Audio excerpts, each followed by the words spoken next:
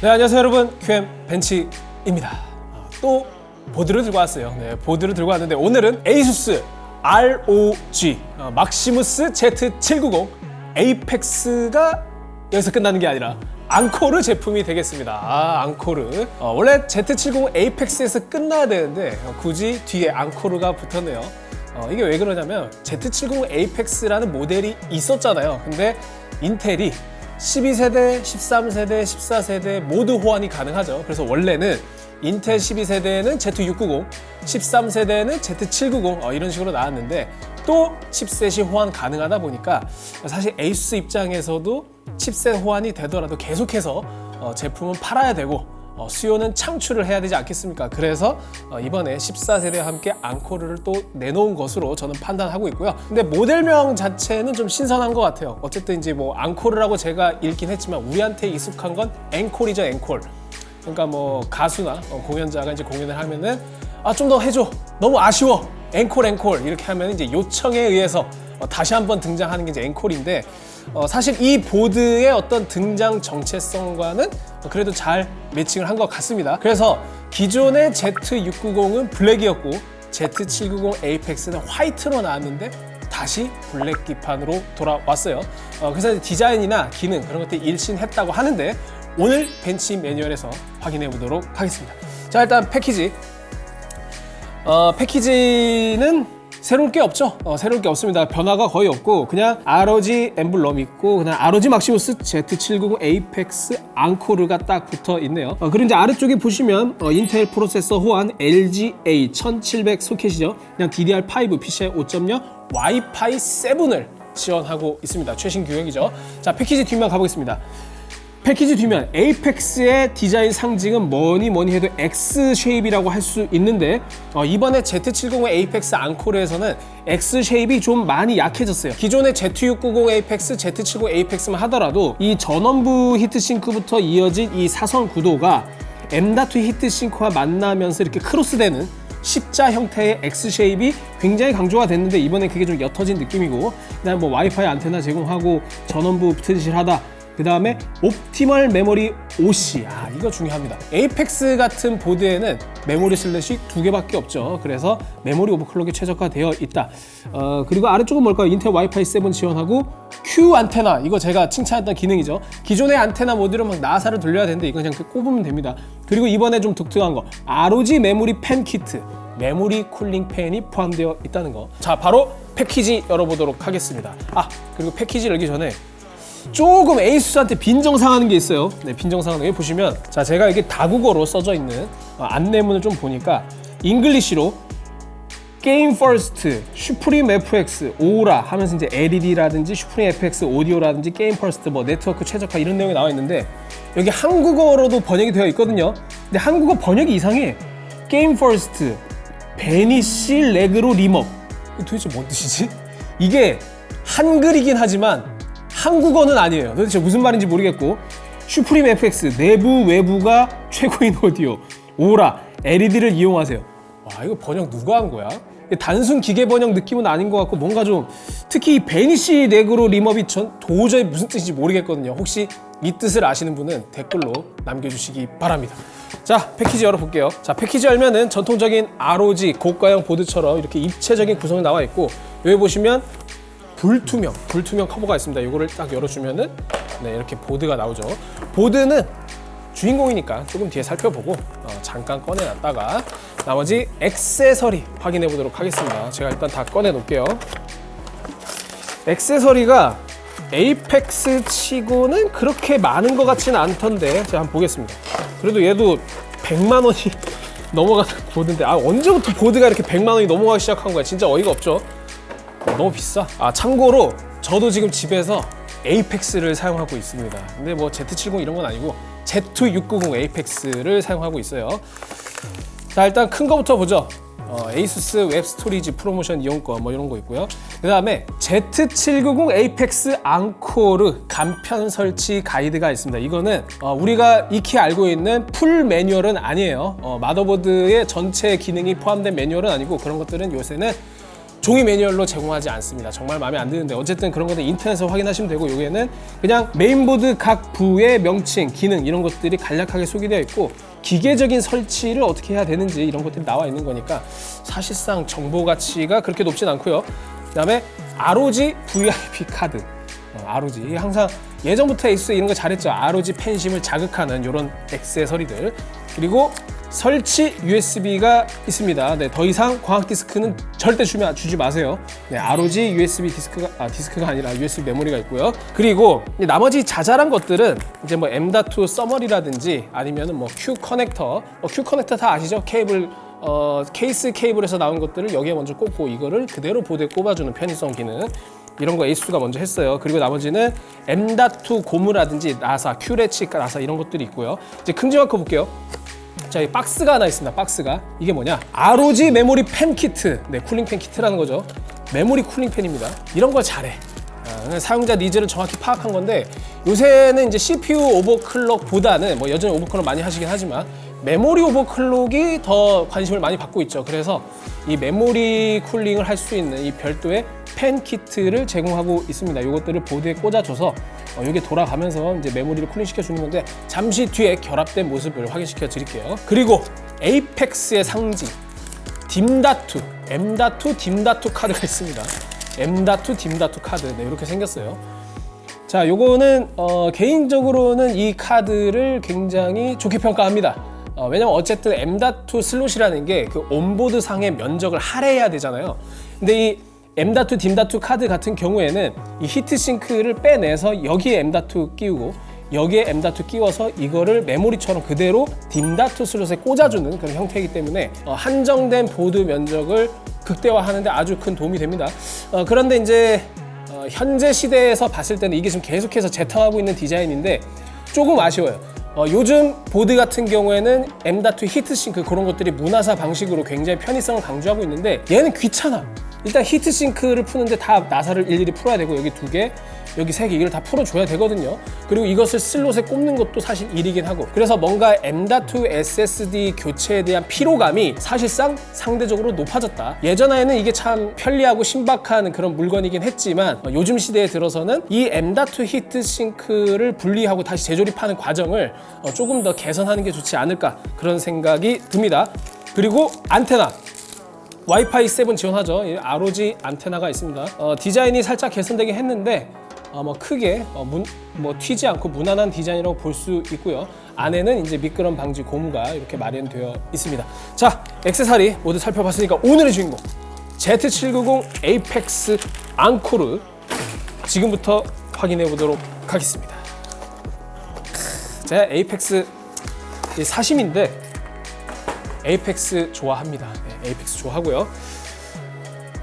자, 이게 바로 Z70 에이펙스 앙코르가 되겠습니다. 여러분 디자인 어떠시나요? 일단 제가 말씀드린 것처럼 Z690 에이펙스와 Z70 에이펙스는 사실상 같은 디자인이었죠.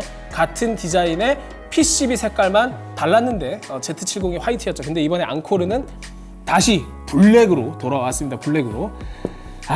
일단은 제가 사내에 저희 QM들한테 한번 물어봤습니다. 기존의 Z70 에이펙스랑 이번 거랑 뭐가 더 멋있냐? 라고 이렇게 물어봤는데 전반적으로 이번 앙코르가 더 멋지다라는 의견이 많았어요. 그런데 제 생각은 좀 다릅니다. 저는 전 버전이 더 나은 것 같아요. 그러니까 이건 어차피 디자인은 개취이기 때문에 여러분들 다 의견이 다를 수 있어요. 근데 제가 전 버전이 더 멋지다고 생각한 이유가 뭐냐면, 지금 Z70 에이펙스 앙코르 같은 경우에는 LED가 여기에서만 나옵니다. 여기에서만 나오고, 그리고 나머지는 LED가 없는데, 기존의 Z790이나 Z60 에이펙스는 여기서도 나오고 그다음에 이 ROG 엠블럼이 이렇게 돼 있는 게 아니라 이 끄트머리에 있었어. 끄트머리에 있고 그 끄트머리 히트싱크를 측면에서 보았을 때 ROG라는 글자를 확인할 수 있는 그런 구성이었는데, 여기에 끄트머리에 위치했던 게 되게 좋았던 게 그래픽 카드를 장착해도 ROG 엠블럼의 RGB LED를 감상할 수가 있었는데 그런 것들이 좀 사라진 게 아쉽다, 이렇게 좀 느낄 수 있을 것 같고,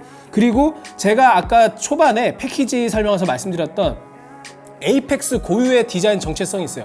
바로 X 쉐입, 즉 크로스되는 형태의 X 쉐입이 지금은 뭐 정체성을 포기한 건지 아니면 뭐 디자인을 다른 방향으로 모색한 건지 모르겠지만 그게 사라졌습니다.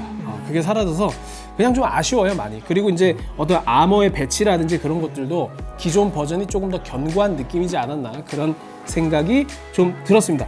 그래서 뭐 여전히 멋진 디자인이긴 하지만 ROG 엠블럼이 굉장히 시원스럽게 박혀 있고, 살짝 이 사선이 마치 지금 보시면 ROG 엠블럼이 이게 각이 맞는 게 아니거든요. 이거 일부러 살짝 어긋나게 속도감 있게 표현한 것 같은데, 이런 감각은 정말 대단하다, 그렇게 좀 생각이 듭니다. 그리고 하나 아쉬운 거, 이 ROG 시리즈, 특히 이제 에이스 보드가 잘했던 게 단순히 히트싱크를 화려하게 하고 뭔가 고급스러운 외형을 추구했던 것뿐만 아니라 디자인의 어떤 아이덴티티가 살아있는 그런 디테일을 굉장히 잘 살려냈는데, 대표적인 예 중 하나가 이 히트싱크의 사선이 전체 레이아웃에서 봤을 때 그 모양이 이어진다는 느낌, 연장선적인 그런 게 있었어요. 그래서 지금 보면 전원부 히트싱크랑 M.2 히트싱크의 이 홈이 사선으로 이어져 있잖아요.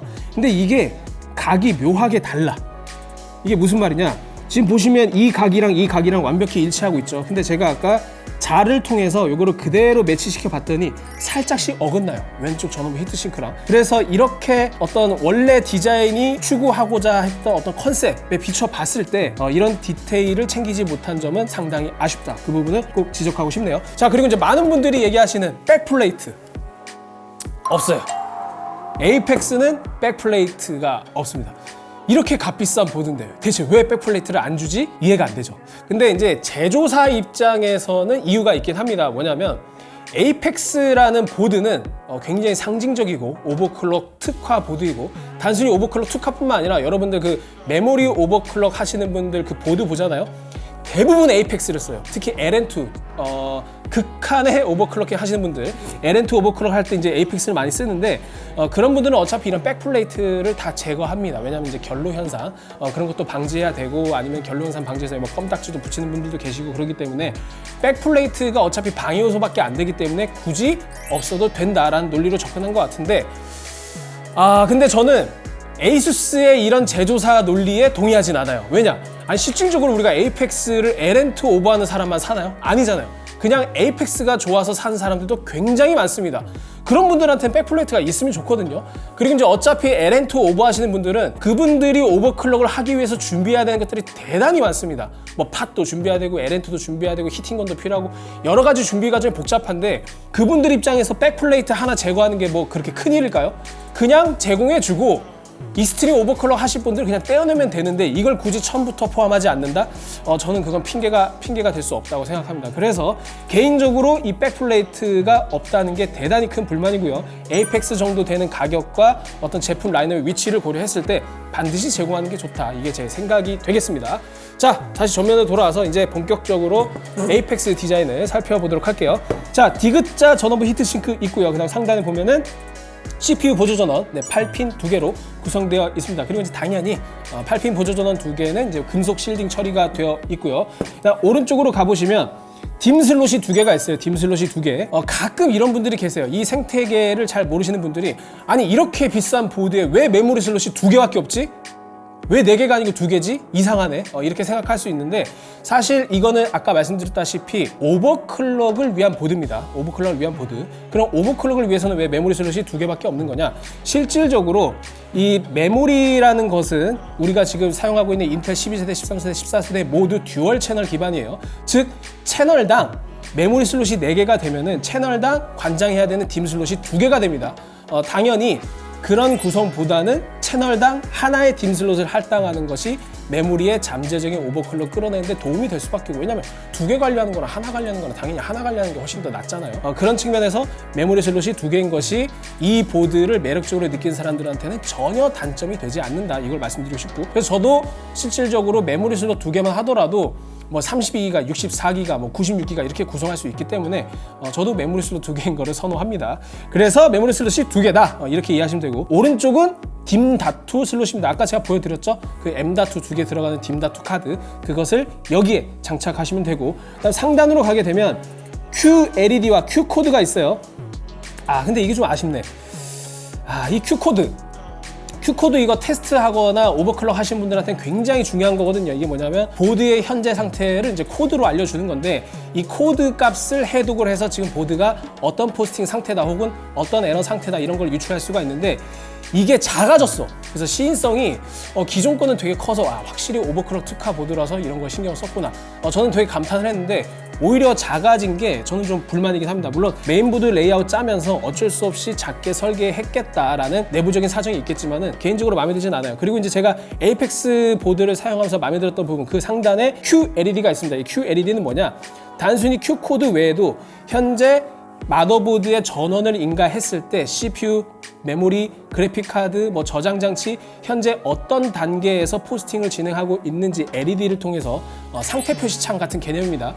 그런 것들을 아주 직관적으로 알려주는 이 기능은 작지만 매우 소중하고요. 그다음에 이제 ASUS 온보드 버튼 굉장히 훌륭하죠. 가장 상단에 보면은 이 가장 상단에 있는 게 세이프 부트 버튼이네요. 세이프 부트 있고 스타트 버튼 있고 이 전원 버튼, 그다음 플렉스 키가 있는데, 이 플렉스 키가 사실은 이제 리셋 버튼 개념이라고 보시면 되고, 근데 플렉스 키라고 명명한 이유는 이 리셋 버튼이 아니라 바이오스 상에서 이 버튼을 눌렀을 때 다른 기능을 수행할 수 있게끔 커스텀이 가능합니다. 그리고 세이프 부트는 오버클럭 하시다가 이거 불안정한 값이다, 그래서 안정적인 값으로 되돌리고 재부팅을 해야겠다, 그럴 때 세이프 부트 기능을 이용하시면 되고, 그다음 아래 리트라이 버튼도 있는데, 이건 뭐냐? 이게 사실 그러니까 재부팅하는 버튼만 3개예요. 자, 세이프 부트, 그 다음에 리셋 버튼, 그 다음에 리트라이 버튼이 있는데, 리트라이 버튼은 말 그대로 재시도잖아요. 오버클럭 설정 값을 유지하고 그냥 재시도 하는 거예요. 그러니까 이거는 어떻게 보면 LN2 오버클럭한테 유용한 기능이라고 볼 수 있겠죠. 왜냐하면 CPU 온도라든지 기타 장치를 다르게 해서 똑같은 값을 재시도하고 싶을 때 그럴 때 활용하는 기능이고, 밑에 있는 스위치들은 이제 베이스 클럭, BCLK 클럭을 조절하는 기능들, 뭐 그런 게 있습니다. 이거 기능들이 많아가지고 제가 설명할 게 너무 많네요. 자, 그다음 메인보드 전원 커넥터 있고, 그다음에 USB 3.2 Gen2 프론트 패널 있고요. 아래쪽에 보시면은 USB 3.2 Gen1 핀 헤더가 있고, 그다음 아래쪽에 보시면 SATA 포트 4개가 있습니다. 그리고 이제 PCI 보조전원 8핀 보조전원도 달려 있고요. 자, 아래쪽으로 가보시죠. 아래쪽에도 이제 핀 헤더들이 상당히 많습니다. 이제 이쪽은 뭐 여러분들 다 잘 아시는 USB 2.0 포트가 있고요.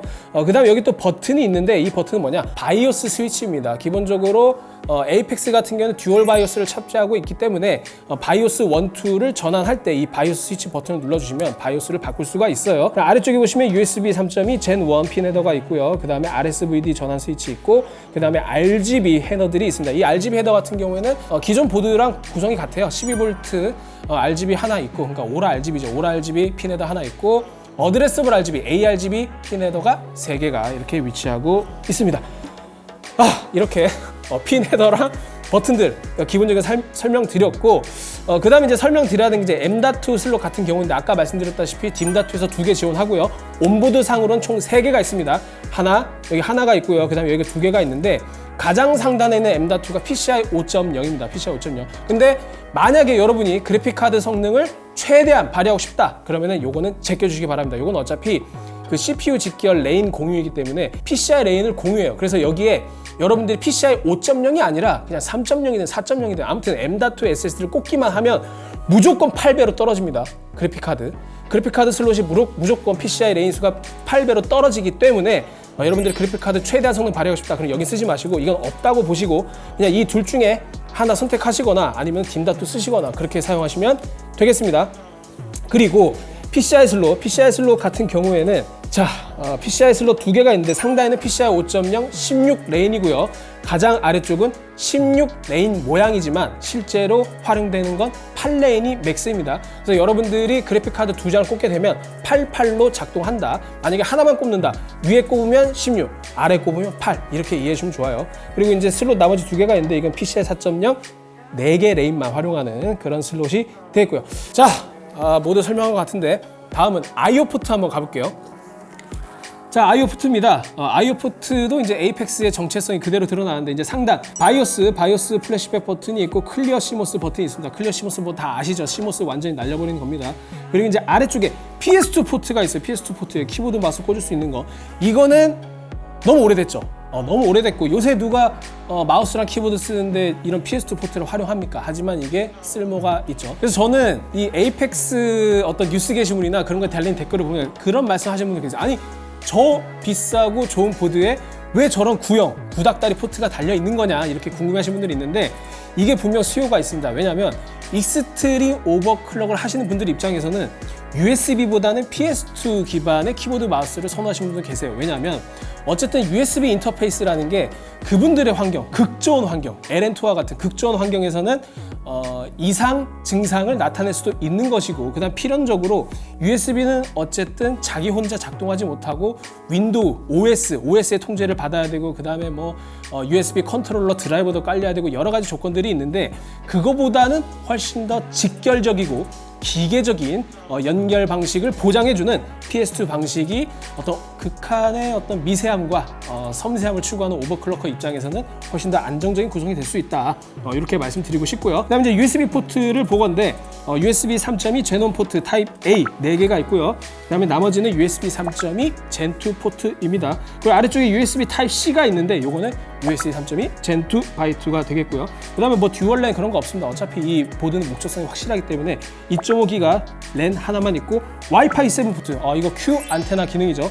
이거 나사 돌릴 필요 없습니다. 그냥 안테나 꽂아주기만 하면 돼요. 그리고 이제 오디오 포트가 있습니다. 과거에 에이스 보드가 이제 고급형 보드 같은 경우는 이 오디오 포트도 조금 더 고급스럽게 했던 것 같은데 저는 이 에이펙스라는 어떤 감성에 제가 이제 다른 보드에서도 지적한 바 있는데 히어로에서 다크 히어로 이렇게 좀 형형색색으로 되어 있는 것들이 좀 불만이에요. 이거 LED 불빛으로 처리하거나 아니면 금장으로 그냥 처리하거나 이런 게 더 고급스럽지 않나 그런 생각이 들었습니다. 자, 지금까지 외형을 좀 살펴봤고요. 이제 분해를 해서 PCB, 그 다음에 전원부 히트싱크를 확인해 보도록 하겠습니다. 네, 분해를 완료했습니다. 자, 이렇게 다 까놓고 보니까 이제 에이펙스가 기판이 어떻게 생겼는지 이렇게 좀 나오는데 전원부를 보기 전에 이제 M.2부터 볼게요. 제가 아까 말씀드린 것처럼 온보드에는 이제 3개가 있습니다. 아까 이제 딘.2에 2개가 있으니까 총 5개의 M.2 SSD를 사용할 수 있고 가장 상단에 있는 게 PCI 5.0인데 내가 반드시 PCI 5.0을 사용해야겠다 그런 분들이 아니라면 그냥 이거 쓰지 마세요. 그래픽카드 8배로 떨어집니다. 이제 아래쪽에 2개가 있고 모든 M.2 슬롯은 양면 서울패드로 이렇게 구성이 되어 있어요. 그래서 양면이니까 뭐 여러분들이 M.2 SSD에 대한 어떤 발열 걱정은 크게 안 하셔도 될 것 같고요. 온도가 뭐 상당히 착하게 나올 겁니다. 그리고 이제 히트싱크도 좀 복잡해 모양이. 지금 여기 보시면 이렇게 지금 장착이 되고요. 이렇게 장착이 되고 그다음에 여기에 또 이렇게 장착이 되고 그 위에 이제 장착이 되는 구조인데 이 에이수스가 이제 M.2 히트싱크 나사에 낙하 방지 기술을 적용하긴 했습니다. 그래서 여러분들이 이거를 풀더라도 나사가 따로 빠져서 돌아다니는 그런 불편은 감수하지 않으셔도 되는데 요새는 이제 클립형으로 경쟁사 이제 기가바이트 같은 경우는 그런 방식을 취했기 때문에 에이수스도 그런 편의성을 빨리 챙겨야 되지 않나 그런 생각이 좀 드네요. 자, 그다음에 전원부를 봐야 되는데 지금 전원부가 이런 식으로 배치가 되어 있죠. 지금 보시면 그래서 히트싱크도 요거를 이렇게 뒤집으면 이렇게 배치가 되어 있습니다. 그리고 이제 일단 디귿자 형태인데 히트 파이프가 안쪽에 있어요. 지금 이거 어떻게 보여드려야 되지? 네, 여기 보시면 히트 파이프가 이제 마련되어 있고 히트 파이프가 하나만 되어 있고 그렇게 굵지는 않습니다. 그리고 안쪽에 보시면 서울패드가 이제 2줄로 되어 있어요. 바깥쪽에 있는 줄은 이제 모스펫이고 안쪽에 있는 초크입니다. 내가 이제 설마 에이펙스에서도 서울패드를 아낄까? 그런 생각했는데 여전히 실수를 금할 수가 없는 게 여기 보시면 초크 일단 끝까지 안 와요. 서울패드가 끝까지 안 오고 있죠. 그리고 여기 보시면 초크를 다 덮지도 않는데 중간에 잘려. 지금 여기만 그런 게 아니라 여기도 잘려요. 지금 보시면 이게 지금 반도 아니야. 한 40%밖에 안 넘는 것 같아요. 아니 면적이 없는 것도 아닌데 에이수스는 도대체 왜 썰패드를 아끼는가? 저는 이거 정말 미스테리라고 봅니다. 그냥 대충 그냥 신용만 하는 그런 느낌이 아닌가 싶어요. 아니 초크에 썰패드를 바르는 게 그렇게 무의미한 게 아닌데 왜 이렇게 아낄까? 그런 의문이 들고요. 그리고 이제 모스펫도 좀 불만인 게 지금 위쪽이랑 왼쪽은 그래도 뭐 괜찮은데 이 아래쪽을 보면은 야 이게 히트싱크 면적이 좁아가지고 이 썰패드를 겨우 발라놨거든요. 근데 겨우 발라놨는데 면적이 히트싱크 면적이 너무 좁다 보니까 이 썰패드가 조립을 하면 양옆으로 튀어나와. 아니 이게 유저가 무슨 썰패드를 커스텀해서 보강한 것도 아니고 순정 상태의 썰패드가 옆으로 삐져나온다는 게 저는 도저히 에이수스 ROG의 이름값에 맞지 않는다고 생각합니다. 제가 예전에 이제 중고로 에이펙스를 구매한 적이 있는데 그분은 이제 썰패드를 굉장히 중요하게 생각하신 분이었나 봐. 막 썰패드 두꺼운 거 막 덕지덕지 발라가지고 그거를 조립하고 나니까 막 미친 듯이 옆으로 막 퍼지고 그랬거든요. 근데 이거 순정 상태가 그래요. 물론 이게 정도가 심하진 않는데 히트싱크 면적 그리고 이 안에 우겨놓은 썰패드 이 모든 것들이 뭔가 시원시원하고 정확한 설계라는 느낌이 아니라 좀 쪼잔하고 뭔가 놓치고 있는 설계가 아닌가 그런 생각이 좀 들었습니다. 그래서 이게 실질적으로 어떤 전원부 온도에 문제가 생기거나 품질에 심각한 저하를 초래하고 뭐 이런 문제는 아닌데 에이수스가 겉으로 보이는 어떤 디자인 디테일 그다음에 감성 이런 것들은 진짜 잘하는데 눈에 보이지 않는 영역 안쪽의 영역에서는 이렇게 좀 싼마이 같은 그런 느낌이 좀 있다. 이거를 좀 알려드리고 싶어요. 자, 그다음 전원부는 아까 말씀드린 것처럼 디귿자로 배치되어 있고요. 24 플러스 2페이지가 되겠습니다. 그리고 이제 당연히 뭐 드라이버 모스펫이고 페이지당 105A라고 하니까 여러분들이 이제 상시적인 수준에서 뭐 오버클럭 하는데 전혀 부족함 없는 그런 전원부 구성이라고 볼 수 있겠네요. 자, 이렇게 속살까지 모두 살펴봤으니까 퀘이사조 테스트 결과를 확인해 보도록 하겠습니다. 네, 테스트 시스템은 보신 바와 같습니다. CPU 인텔 코어 i9 14900K를 장착했고요. 저희가 먼저 P코어 부스트 클럭을 확인해 봤는데 에이펙스 같은 경우에는 PL1, 즉 전력 제한 레벨이 253W로 설정되어 있습니다. 네, 인텔 스펙 그대로죠. 물론 인텔 같은 경우에는 TDP가 좀 더 낮긴 한데 PL1 기준으로 익스트림 컴픽에 해당하는 253을 지키고 있습니다. 그래서 기본 상태에서는 최초로 블렌더를 구동했을 때는 5.7을 살짝 유지하다가 바로 클럭이 저하돼서 5.3에서 5.4기가를 왔다 갔다 하고 있고요. 수동으로 5.7기가 오버를 했을 때는 당연히 그대로 쭉 유지를 하고 있죠. 대신 온도는 90도가 되겠습니다. 자, 그 다음에 이제 사이버펑크, 즉 게임 구동 시에는 어떠냐? 게임 구동 시에는 이제 CPU 로드가 높지 않기 때문에 전력 제한 레벨에 걸리지 않고 둘 다 5.7기가를 잘 유지해주고 있죠. 하지만 여기서 수동 오버가 온도가 더 낮았던 이유는 수동으로 최저 전압을 찾았기 때문에 기본 상태보다는 소비 전력, 그 다음에 온도가 모두 낮다는 걸 알 수 있고요. 자, 그래서 소비 전력입니다. 블렌더 구동 시에는 기본 상태에서 271W, OC 상태에서 342W로 OC 상태가 훨씬 높지만 게임 구동 시에는 최저 전압이 적용된 OC 상태가 더 낮다는 걸 확인할 수 있고요. 자, 그다음에 전원부 온도입니다. 저희가 이제 센서를 4군데를 확인해서 수동으로 센서 테스트를 실행을 해 봤는데요. 먼저 기본 상태에서는 최고 53.8도를 기록했고요. 5.7기가 오버 상태에서는 최고 57.9도를 기록했습니다. 열화상 카메라도 확인해 봤는데요. 이거는 이제 센서가 아니라 PCB 후면의 온도를 기록한 거고 기본 상태에서 최대 59.6도, OC 상태에서는 최대 64.6도를 기록했습니다. 그 다음에 이제 M.2 히트싱크에 따른 컨트롤러 온도도 좀 확인해 봤는데 온보드 상의 3개랑 딤.2 2개도 모두 확인을 해 봤습니다. 먼저 히트싱크를 설치하지 않았을 때 평균 88.5도, 최대 93도. 반드시 히트싱크를 써야 되겠죠. 그리고 나머지 슬롯을 보니까 슬롯 1이 가장 낮은 온도를 기록했습니다. 아무래도 히트싱크가 가장 크니까요. 그리고 이제 슬롯 4번, 5번은 딤.2 슬롯을 사용했을 때인데 생각보다 온도가 괜찮게 나왔네요. 그 다음 이제 마지막으로 부팅 속도 테스트인데 에이펙스는 비교군 중엔 가장 빠른 19.6초를 기록했습니다. 물론 그 속도 차이가 그렇게 높은 건 아니기 때문에 참고 차원으로 알아주시면 되겠네요. 네, 지금까지 Z790 에이펙스 앙코르 이것저것 다 살펴봤습니다. 자, 테스트를 하면서 느꼈던 거, 품질, 성능 모두 뛰어났죠. 특히 이제 전원본도 나무랄 데 없이 너무너무 좋았고 만듦새도 너무너무 좋고. 근데 이제 한 가지 좀 아쉬웠다라고 보는 거는 이제 인텔이 14세대 들어서 이 잠재적인 소비 전력은 굉장히 높아졌는데 기본적인 전력 제한이 여전히 254W로 설정되어 있다는 게 조금 아쉽긴 하네요. 왜냐하면 에이펙스의 위상으로 봤을 때는 조금 더 높은 전력 설정으로 적용하는 것이 더 좋지 않았을까 하는 생각이 듭니다. 그 밖에 문제 뭐 장점 투성인데 무엇보다 에이펙스가 가지는 장점은 그런 것 같습니다. 이 에이수스 자체적으로 오버클럭커들과의 어떤 소통, 피드백 그런 것들이 제품에 정확히 반영된다는 것들이 눈에 보입니다. 현재 CPU 오버클럭뿐만 아니라 메모리 오버클럭이 굉장히 큰 관심사인데 그것을 반영해서 이 메모리 전용 쿨링팬이 있잖아요. 이 메모리 전용 쿨링팬을 제가 지금 달아놨는데 이게 에이펙스 디자인하고의 어떤 일체감이라고 해야 될까요? 그런 것들이 굉장히 뛰어납니다. 실제로 뭐 만듦새, 퀄리티, 기능성 뭐 그런 것들 나무랄 데 없이 좋고 그리고 이제 일반적인 보드와는 비교를 불허하는 각종 온보드 버튼들, 플렉스키, 리트라이, 세이프 부트부터 시작해서 정말로 오버클럭을 좋아하시는 분들은 이 보드를 쓸 수밖에 없는 그런 강력한 메리트를 제공해주고 있습니다. 그래서 뭐 기존의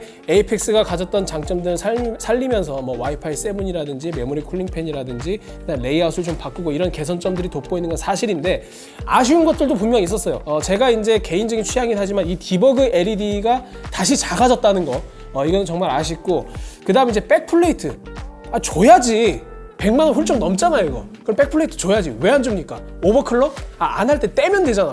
이거는 분명히 지적할 수밖에 없는 것 같습니다. 그리고 이제 이 서울패드 제발 좀 똑바로 붙입시다. 정신 차리고 이거 뭐 보이는 데만 이렇게 멋지게 할 게 아니라 안쪽에도 제대로 정확하게 정교하게 설계해야 진정한 명품 아니겠습니까? 이 에이수스가 언젠간 분명 각성을 해야 되는데 이것들이 아직 정신을 못 차린 것 같아요. 그런 아쉬운 점들이 있었다. 그리고 마지막으로 너무 비싸죠. 네, 너무 비싸고 뭐 그런 것들이 있었어요. 그래서 이제 에이펙스가 그 단어의 본 뜻이 정점이란 뜻입니다. 왜 오버클럭에 있어서는 에이펙스가 정점일 수밖에 없는지, 왜 그 수많은 오버클럭커들이 랭킹으로 표시된 거 보면은 수많은 사람들이 다 에이펙스 마더보드를 쓰고 있는지 그런 것들을 보면서 확실히 기존에 구축한 이 브랜드 이미지 그리고 이제 강력한 기능성 이런 것들은 에이수스가 정말 강력하구나 이런 걸 여실히 느낄 수 있었어요. 자, 이상으로 Z790 에이펙스 앙코르 리뷰를 마치도록 하고 저는 다음에 또 재미있는 콘텐츠로 찾아오도록 하겠습니다. 여러분 안녕.